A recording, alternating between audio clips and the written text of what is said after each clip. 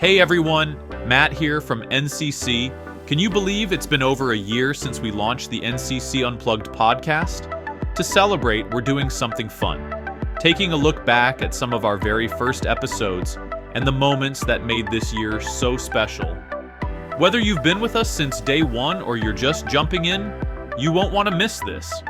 Thanks for being part of the journey, and here's to more great conversations ahead. Don't forget to subscribe, share with a friend, and we'll see you on NCC Unplugged. This is NCC Unplugged. Conversations, community, and culture. Welcome to our first ever podcast. We are excited you're joining us on this journey. Whether you are hearing it for the first time, whether maybe you're going back into history and listening to us, we're so excited that you're joining us for this podcast. My name is Jeff Terpstra. I'm the preaching minister here at Norwin Christian Church, and we have most of our staff members around the table for our conversation today. We have Matt Mastriani at the control board. We have Garrett Crawford as well, our outreach and small group minister. Hello. We have Allison Murray, our director of children's ministries. Good morning. Joshua Persall, our executive minister. Thanks for joining us. And Jonathan Slatt, our youth minister. I can't wait. All right. Well, we are introducing this podcast a little bit today. And it's our hope that this new form of media that we're new to us anyways, experimenting with a little bit, is an attempt to have some of that community, some of that conversation and interaction with culture through this kind of longer form than what you might normally get in a sermon or a small group or a conversation in the hallway. And so we hope you're able to put on your headphones and listen to this as you go about your work, as you're driving down, and just get to know us a little bit. We want to use this for interviews. We want to use this as a way for you to get introduced to different parts of our church. We'll have ministry leaders as we talk with them and interview them about their different ministries here at the church. But we're just excited to be a little bit more transparent in these ways and be able to communicate through this means. Anything else to add from those around the table? It's definitely going to be a lot longer than the Midweek Connect videos, so I think we got to make sure that everyone knows that it's not going to be the same as that was, but it's also, I think, going to be a lot more personable.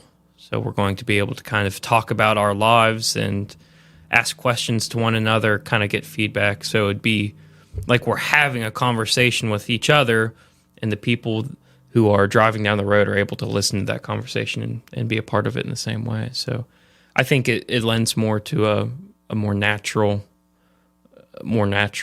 engagement with people who are involved. So I'm excited for it.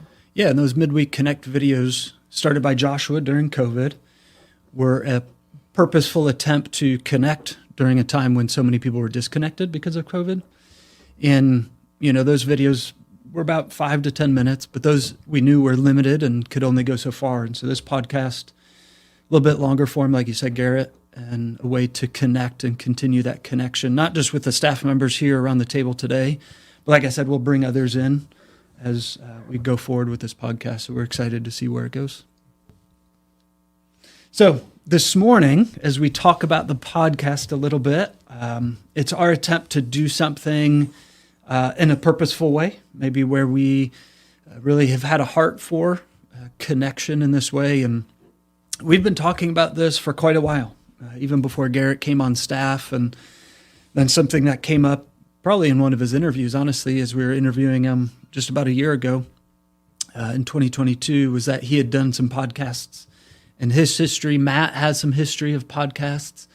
And so we're finally getting this together. And so this has been a long time coming. So we're excited to be at the table together and excited that you are listening this morning. So with that thought of doing things on purpose, that this podcast is a purposeful attempt at connection and community and interacting culture, I want to go around the table a little bit and talk about some other things that we do on purpose with intention, both in small ways and in big ways, as we think about our own lives at home. So let's start with maybe something unique to you that you do at home on purpose to make your life a better life. So It could be anything. Some people, and I'm not one of these people, some people do those cold plunge baths because it's their attempt to, have a little bit more self-discipline, and I guess it helps health-wise and things like that. So maybe something like that you do in your personal life to intentionally and on purpose to have a better life. Sure. So I'll go first. Something that I try to do with intentionality each week is plan my meals on Sunday evening. And while I'm planning my meals, I like to also order groceries for a Walmart pickup on Monday at the same time, because then that way I know at the end of each long day that we have the ingredients that we need in the kitchen for me to make dinner each day. And I find that when I don't do that, or I fall out of that habit, then I'm scurrying at the end of each day to figure out what are we going to eat tonight. And I also find that I spend a lot more at the grocery store without that intentionality of that pre-planning, because I run to the store every day after work and then buy impulsively around the store as I go. So I find that planning out our meals not only gives us something yummy to eat at the end of each day, but it also helps keep our grocery budget in check and just make sure that we're eating more healthful meals than if we kept running out to a restaurant at the end of a day. We've had to start using Walmart pickup or instead of going to Walmart, because that's where we do our grocery shopping, because we'd always end up coming back with way more than we intended to leave with. So it saves a lot of money whenever you pre-plan like that. It sure does. It's a lot easier with an infant too, right? Yeah, except for Walmart does this thing where I guess they track your phone, where your phone's at. So Isabella will place the order, and then I'll pick it up after leaving here, and I'll get there, but they won't know that I'm there. I'll put the number in that I'm there, but they won't come out and deliver the food because it tracks Isabella's phone. So it's a lot of times I'll sit there for 30 minutes before I get the food, so it's not quick and easy. So you're one of the reasons there's less parking? I am one of the reasons why it's harder to find a parking spot at Walmart. You're welcome. And Allison, too. If you become another reason, then... I'll jump in. So something I do is kind of a sense of discipline is, and I started doing this recently, I've hated reading my entire life. I've just hated it. But then for some reason recently, I don't know if it's because I'm past 21, but I like reading now. So I'll charge my phone and iPad outside of the bedroom. I don't let them come into the bedroom ever. Just keeps me more focused on more important things like, Natalie or sleeping or reading. And I don't, blue light isn't good for you when you're trying to go to sleep. So it's best to keep it away from the bed. What if your books are on your iPad? They aren't. I love how we tell our kids about, the dangers of blue light before bed, but then my phone is on my nightstand. Oh, yeah. That's been the beauty of a Kindle. I was eating dinner at Garrett's house once, and he was like, "Do you want this Kindle?" I was like, "Sure, I want this Kindle." So I started reading on that, and those are awesome. Now, for clarity, I didn't give you the Kindle because I don't read anymore. That's true, right? Yeah. I gave it to you because I read on my iPad, so I'm the one that does do the blue light at night. What if your phone is your alarm clock? That's what mine is. That's what I use it as. Yeah.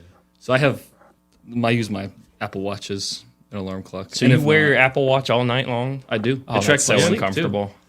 Really? Yeah. Oh, yeah. Oh, that's awful. Yeah. And then if I wake up super grumpy or tired, I can I woke up 7 times. I never hit that REM sleep, Yeah. so that's why I'm grumpy. So I don't know what I do with that information. That would just bother my wrist all night long. I would be like a dog scratching at it the whole night. My most intentional thing, I think, is that when I get home, I try to make sure that from the time that I get home until Grayson goes to bed, I'm not doing anything else. And sometimes that doesn't happen, but my goal is to at least spend those 3 hours before he goes to bed with him, and also give Isabella time to kind of be alone and have a break and do dinner or something. So that's that gives me a mental break and gives Isabella a mental break. A lot of times I'll take him down I like to do a lot of stuff with my hands, just as a way to quiet my mind. And so we'll go down to the garage, to the workshop, and I'll just let him run around while I'm doing something down there. And he has his golf clubs down there, and we'll smack him up against the concrete, or he has a toy drill and he'll pretend he's drilling like whatever I'm doing or piddling around with. So that's kind of the purposeful thing that we do every night or most nights. Yeah. And of course, those things that we do on purpose aren't just in our personal lives. We have the same sort of things here at church. We're trying to do purposeful things, and we started talking about this podcast and doing this podcast on purpose, so we're going to have better communication and better connection with people. When you guys think about your different areas of work here at NCC and the area of responsibility that you have, what is something, maybe what's the most personal, purposeful thing that you do in that sphere of influence? Yeah, for me, I'm not sure all the staff likes this, but I watch out for the details and also try to plan ahead. Try to look into the future, knowing that lots of people looking at our website, planning their lives, and just to let them know these are the things that we have coming up, so they can make plans if it's something they want to make a priority. And so things get busy, and it's easy to not look ahead. So I try to make that intentional and just try to cover the details, and because all of us miss details, so try to watch out for those things. Yeah, so Joshua, as executive minister, some people ask, well, what does an executive minister do? And what I see Joshua doing time and time again is filling those gaps where maybe it's really hard to ask that commitment of a volunteer. And so Joshua, as a staff member, is able to fill in and connect the dots, fill in that gap, go the extra mile. Joshua's always getting things on the website that need to get there when you talk about planning ahead. Joshua's overseeing us as staff and making sure people aren't overburdened with things. He's taking things off our plate that he can do. He's running meetings and making sure we're looking ahead and not just putting out fires that are right in front of us. And so I think a lot of what you do is very purposeful when it comes to thinking ahead and where we're going directionally as staff members and our calendar. So I appreciate you saying some of those things. Jonathan, what do you think? What do you see in your ministry when you think of the things that you do intentionally and purposeful? Yeah. So I think one thing I really try to do is use the things that I'm stronger at to make the things that I'm weaker at easier. So it's like one of my strengths is like planning and curriculum planning, and I love to do that. So every year in August, I'll sit down and plan out the whole year pretty much, and where all the programs are going to fit and everything. And I like to do that. That's, I knock that out, and then it makes when I have to go do things that I'm not as strong at, honestly, writing the lessons out takes a lot more effort for me. It's a lot more cognitive load. So the fact that I don't have to worry about, what's coming up next, I just worry about what's happening right now. It just makes it a lot easier. So it's I kind of block out times throughout my day to work on that stuff that I'm good at, so that when it gets to the thick of it and then there's things that take a higher cognitive load, they're just more feasible. Where do you think you learned that from, or it's just something you've picked up over the years? That's a good question. I think that's been something I've been doing just recently. I've been focusing a lot more on planning out my days and doing things intentionally than just kind of showing up and, I'll do this, I'll work on this here, but looking at the day and saying, when am I the freshest? Because that's when I'll do the things that are most difficult. And, when am I in the morning is not when I'm the freshest. I'm not a morning person. So that's when I do the easy things. I like to organize or clear out my email inbox. But then the things that are more creative, like writing lessons or designing things, I'll do those around lunchtime after I've eaten, and then usually it ends up being a lot better. There's a book, I think the author's name is Clay Scoggins. It's called At Your Best. You said those words. He talks about that a lot, how much productivity we actually have in our day, and to schedule our day with those hours in mind, and then the rest to be some of the more busy work or different things that we can do. So glad you said that. Jonathan's taught me a lot in the last couple of months, actually, about kind of those organizational plans and things like that. I had noticed that he was using his iPad and his phone all together to keep him on task. And so I asked him some questions like, what are you doing? And how are you using reminders to set your schedule for the day and things like that? So over the last month or so, I've been trying to incorporate that into my day as well. And I find that it really does help the intentionality, because I see now each day maybe what are the top 3 things I need to get done, and then anything else that I fit in comes later. But I'm making sure to prioritize those important things. So thanks, Jonathan. That's super helpful. And that stuff I kind of got mainly from a guy named Tiago Forte, and his whole building a second brain series was super helpful. You just know a guy named Tiago is organized. Yeah, absolutely. How do you get a name like Tiago? I think he's Your Brazilian. parents? Yeah. Hey, Brazil. So to go from there, I think that something that I try to do very purposefully with NCC kids is making sure that the curriculum and events and programs that we plan are directly related in some way to the mission that we have for the children's ministry. So several years ago, we wrote a mission statement for NCC kids. And I feel like it dovetails well from the church mission statement of reach out and teach all to follow Jesus. At NCC Kids, we partner with parents to guide all children as they discover the truth of God's word and learn to follow Jesus. And so when we are planning things for the children, for families, I always try to look back at that mission statement and say, are these events, is this curriculum reflective of this mission? And if it is, then I can easily say, yes, let's get that on the calendar, or let's implement this new activity, or let's try this new curriculum. And if I find that they don't in some way partner with parents or increase a child's ability to learn the Bible and take on their faith as their own, then I can easily, without guilt, set that thing aside and say, that might have worked well in the past, but we're going to replace that program with this, or we're going to do this event instead of that one. And so that purposefulness, I've noticed, has increased the engagement of the children and their parents. And so I think that that's an important thing for all of us to kind of look at in our various ministries. Are they reflective of the greater mission? And then obviously, are they glorifying to God? Yeah, good. Thanks for sharing that. When I first got here, I put together like a workflow chart for me. I'm not as strict with it as Jonathan is. So like I have everything blocked out in 30-minute times, but I don't actually follow those times typically. I base it on whether or not I feel like I want to get on Facebook and do something mindless. And then when I get to that point, I pick up something to read instead, whether it's like something for school or just something like with small groups related or prep for a lesson or something. That way when I'm wanting to shift the way that I'm thinking, I'm not just mindlessly scrolling through videos.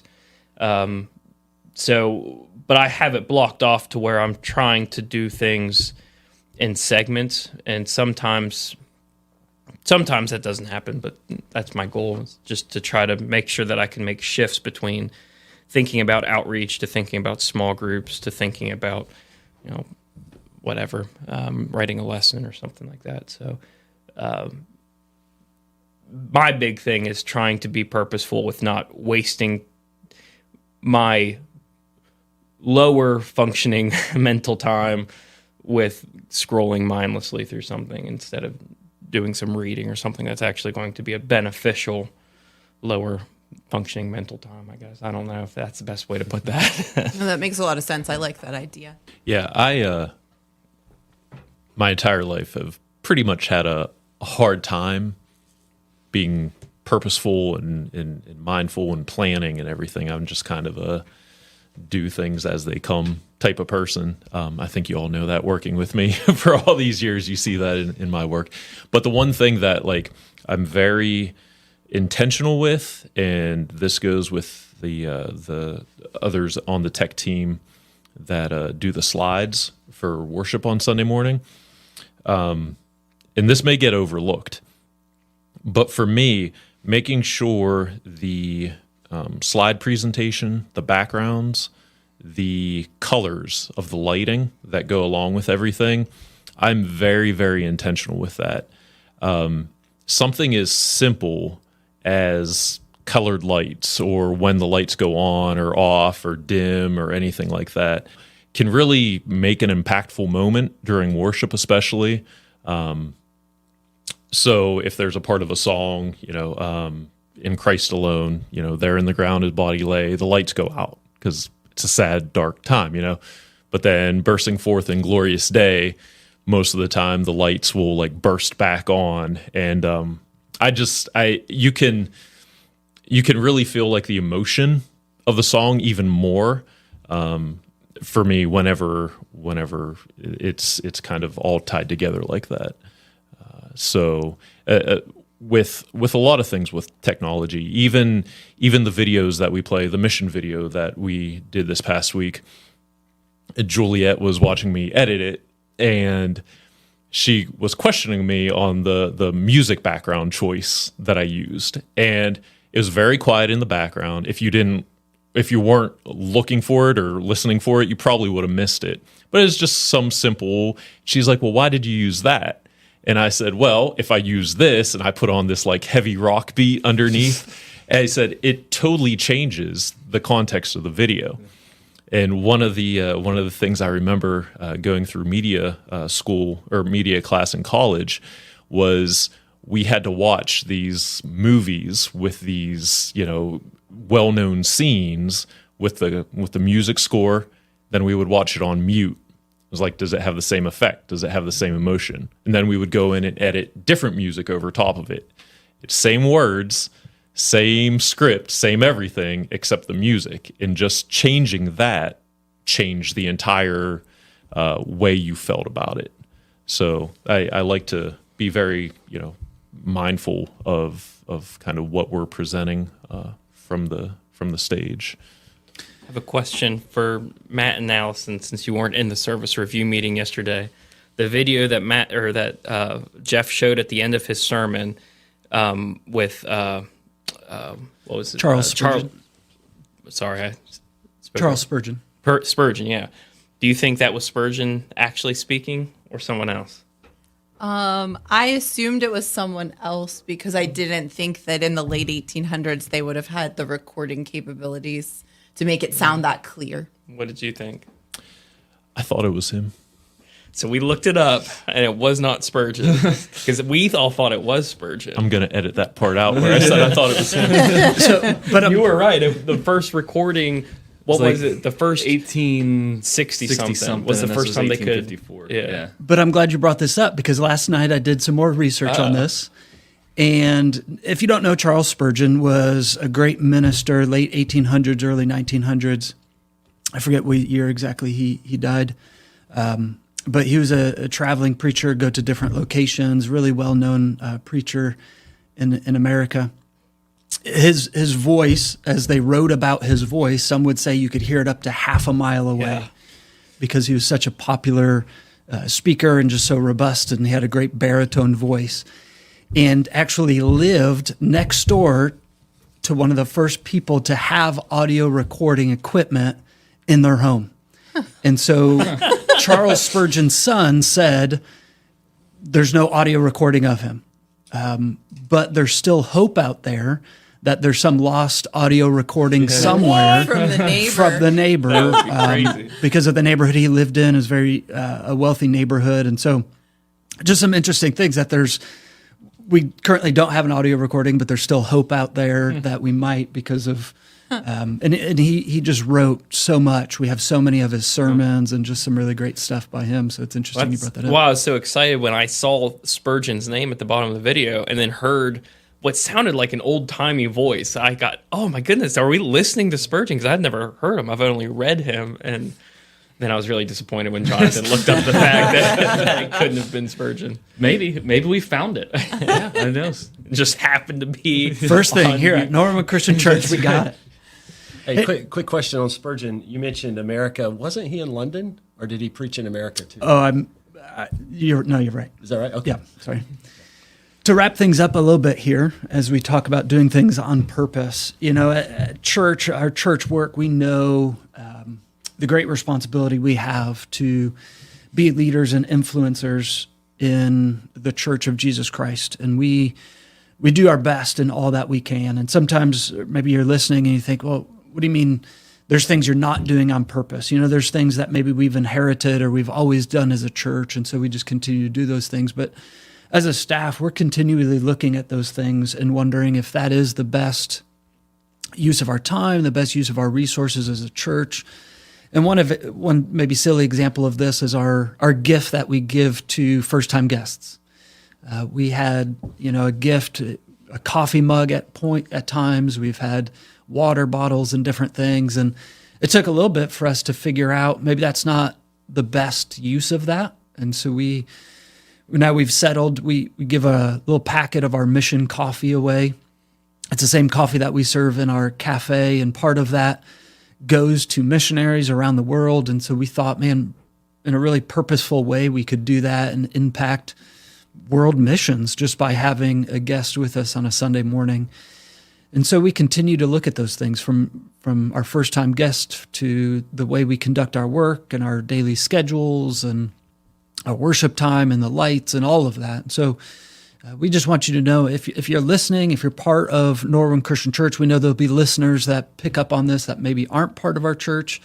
We'd love to continue to have conversations about those things and how we can be more purposeful to help you in your walk with God. We hope this podcast is just a small way in being able to do that. We hope in how we conduct our work and the different areas that we have are able to do that as well as we work purposefully on mission here at Norwood Christian Church. Our mission is to reach out and teach all to follow God. And so we want to be able to do that in various ways. Every day as we come to work, every Sunday as we have service, and now even through this podcast. Anything else from all of you before we officially sign off on our first podcast? I also feel intimidated by the organization of our staff. I don't feel that organized. But you when you were talking earlier, said something about the little things or the details that we might not like, and we love that you love the details because we don't. Yeah, for sure. For sure. I'm so glad I belong.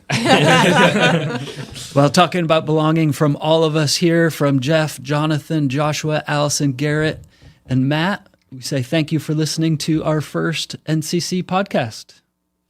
Thank you for tuning in to NCC Unplugged. If you've enjoyed our podcast, please be sure to rate and review it and share it with your friends and family. If you are interested in learning more about Norwood Christian Church, visit our website at norwoodchristianchurch.com. We also invite you to join us at NCC for one of our 3 services. Sundays at 8:45 and 10:30 a.m. and Thursdays at 7 p.m. We have engaging classes for all ages, ensuring there is something meaningful for everyone in our church community. Thanks once again for listening, and we hope you have a great week.